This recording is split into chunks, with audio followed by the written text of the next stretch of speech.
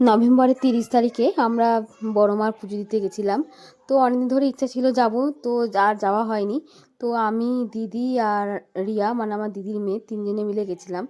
তো প্রথমেই আমরা তো শ্যামনগর স্টেশনে এসে তারপর ট্রেনে করে যাচ্ছি, তারপরে টোটো করে নিয়েছি। অনেকদিন ধরেই ভাবছি যাব যাব, কিন্তু যাওয়া হয়ে ওঠে না।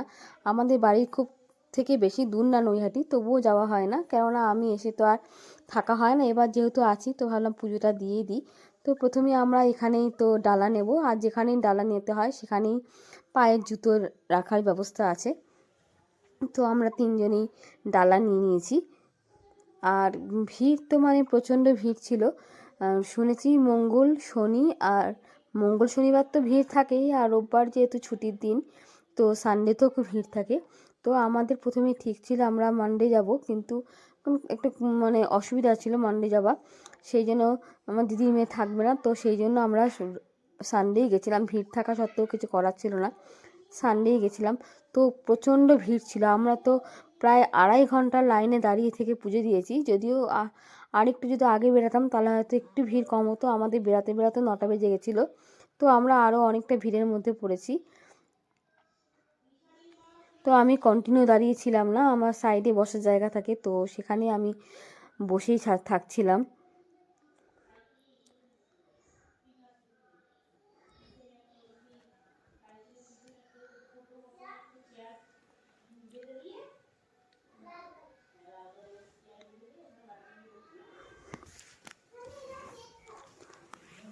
তারপর আস্তে আস্তে যে মন্দিরের মধ্যে ঢুকেছি আমরা, যেমন মন্দিরের সামনে যেমন মানে যে রাউন্ড রাউন্ড করে করে গিয়ে আবার ঠাকুরের কাছে যেতে লাগে, সব মন্দিরে তো একই রকম নিয়ম। যেমন আমি তিরুপতি গেছি, সেখানেও তাই।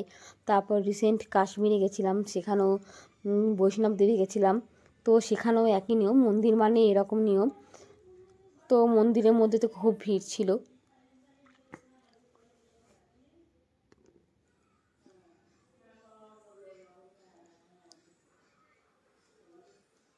আর সাইডে যে নীল পলিথিনে দেখা যাচ্ছে, সেগুলো সব আলতা সিঁদুর, সব ভর্তি, সব মানে প্যাকেট করে করে সাইড দিয়ে মানে ভর্তি করে রাখা আছে।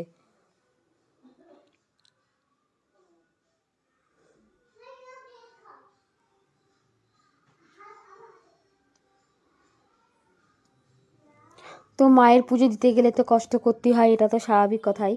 তো আমরা এখন আর সামনে ওখানে দড়ি সিস্টেম আছে, কিছুটা ছাড়ছে, আবার দড়ি দিয়ে দিচ্ছে, তারপর আবার আর এক লট ছাড়ছে। এই বড় মার মূর্তি এইটাই, এখন এইটাই পুজো করা হয়।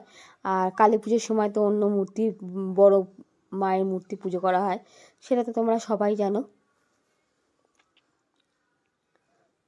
তো যাই হোক, আমরা অনেকক্ষণ লাইনে থাকার পর যে পুজোটা ভালোই দিতে পেরেছি, পুজো দিতে আমাদের কোনো অসুবিধা হয়নি, কেননা ওখানকার সিস্টেমটা ভালো সিস্টেম, কোনো অসুবিধা হয়নি। আর ভেতরে তো পুলিশি পাহারা সবই রয়েছে।